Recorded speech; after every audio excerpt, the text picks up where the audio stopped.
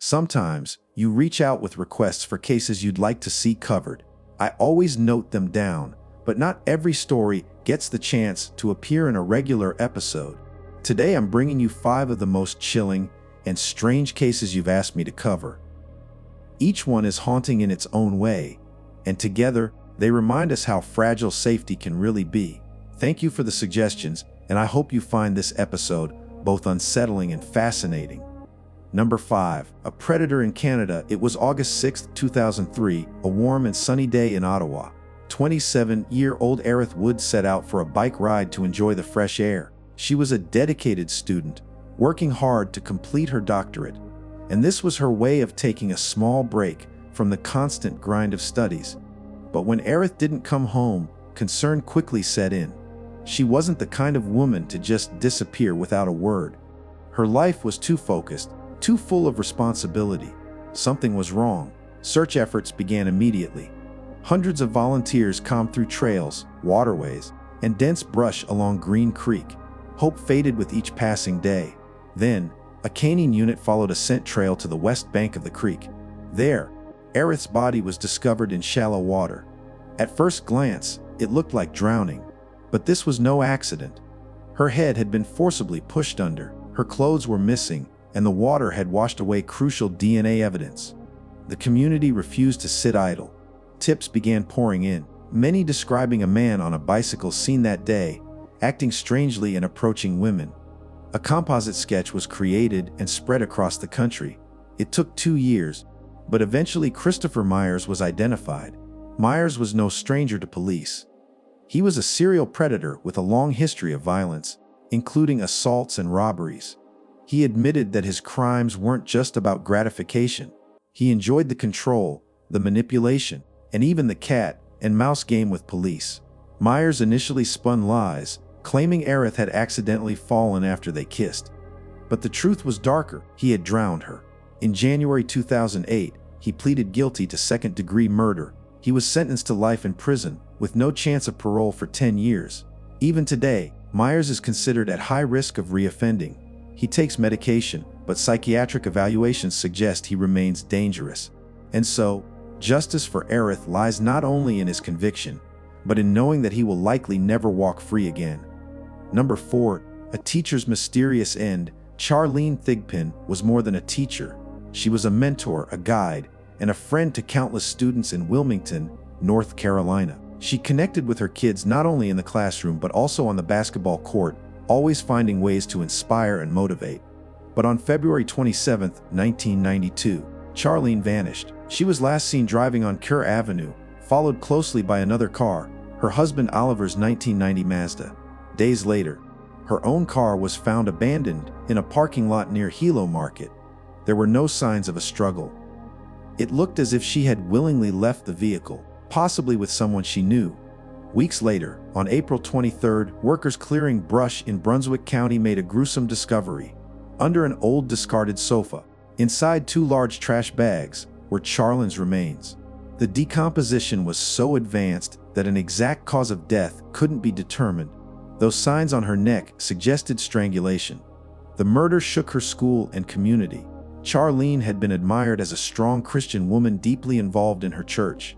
To imagine her life ending so violently was almost unbearable.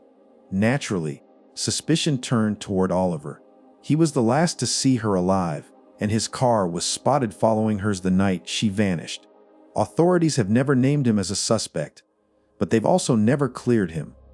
Was it a domestic situation gone wrong, or could someone else entirely have been responsible? To this day, Charlene's murder remains unsolved. Her legacy, however, lives on. Myrtle Grove Middle School continues to honor her each year with the Charlene Thigpen Award, given to students who embody her kindness, perseverance, and leadership. Number 3. The murder of Holly Brannigan. On March 28, 1979, in Bethlehem, Pennsylvania, 17-year-old Holly Brannigan was at home talking on the phone with a friend. A knock at the door interrupted their conversation, and Holly promised to call back. That was the last time anyone ever heard her voice. Hours later, her younger brother Sean discovered a nightmare. Holly lay on the kitchen floor in a pool of blood, a large knife still lodged in her back. This wasn't just a tragedy. It was the beginning of decades of unanswered questions. Holly's father, Richard, who was already a widower, lost not only his daughter that day, but months later, his son Sean as well in a gas station explosion. From the start, the investigation was flawed. The crime scene was flooded with officers, many of whom weren't wearing gloves. Evidence was moved, touched, and mishandled. DNA testing didn't exist back then, leaving investigators with little more than fingerprints and blood typing. Over the years, advancements in forensics led to repeated testing of the murder weapon, but nothing definitive has ever been found. Authorities believe they know who killed Holly, but the evidence remains circumstantial. Without stronger proof, their prime suspect has never been named publicly, nor charged. The case has lived on in internet forums and among amateur sleuths. Details like a cuckoo clock allegedly stopping at 5 and 20 have become legend, though investigators insist it's meaningless. When Richard passed away in 2016, he still didn't know who took his daughter's life. Today, Holly's case remains one of 35 unsolved homicides in Northampton County, waiting for the day when someone slips up or finally comes forward with the truth. Number 2, buried of Labor Day weekend, 2003. Horse trainer Matt Schreier was riding through the Sierra Nevada foothills near Auburn, California, when he noticed something unusual, a freshly dug hole in the middle of nowhere. He thought little of it and moved on. A week later, he passed the same spot. Now, a mattress had been dumped there. Odd, yes, but the area was known for illegal dumping. But soon after, local search teams gathered nearby. 17-year-old Justine Vandershoot had gone missing. Suddenly, that strange hole wasn't just strange, it was chilling. Justine had a loving family and a bright future. She was weeks away from her senior year of high school, but on September 2nd, her parents awoke to find her bedroom empty and her truck missing. Panic set in immediately. Suspicion fell on 2 young men, Danny Bezer, Justine's boyfriend, and his best friend Brandon Fernandez. Danny was controlling, jealous, and known for his temper. Brandon was his constant shadow. When the FBI separated them for questioning, Brandon cracked. He admitted everything. That hole in the ground had been dug in advance. This was premeditated murder. Danny had strangled Justine, but she was still alive when buried.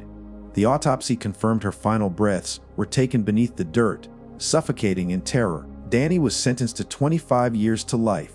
Brandon received 15 years to life. In recent years, Brandon has fought for release, claiming he was forced into helping. But no matter what excuses they make, Justine's life was stolen in the cruelest way imaginable. Number 1, the disappearance of Angelica Sandoval, February 23, 2011. In Alamosa, Colorado, 21-year-old Angelica Sandoval returned home with her 1-year-old daughter and a load of laundry. She brought the baby and part of the laundry inside, then stepped out to grab the rest. 15 minutes later, her brother noticed she hadn't come back. Outside, he found her car door open, keys still in the lock, and her purse spilled on the seat. Cigarettes and her phone were inside, items Angelica would never leave behind. She was gone. What made the timing more suspicious was that Angelica was due to testify in just 10 days in a high-stakes trial. She was the key witness against Jose Luis Moraz, a man accused of breaking into her home, threatening her and her baby, and robbing her. With her gone, the prosecution's case collapsed. Charges against Moraz were dropped, convenient for him, but frustrating for investigators, since he was already in jail on other charges at the time of her disappearance. Without direct evidence linking him to Angelica, there was nothing they could do. Angelica was the eldest of 6 siblings and a devoted young mother. Her disappearance left a void her family has never filled. Her mother now raises her daughter, and every year, Angelica's name lingers in the town like a shadow. Her case remains unsolved, but one thing is certain: someone knows what happened that night. And until that truth comes out, her family will never find peace.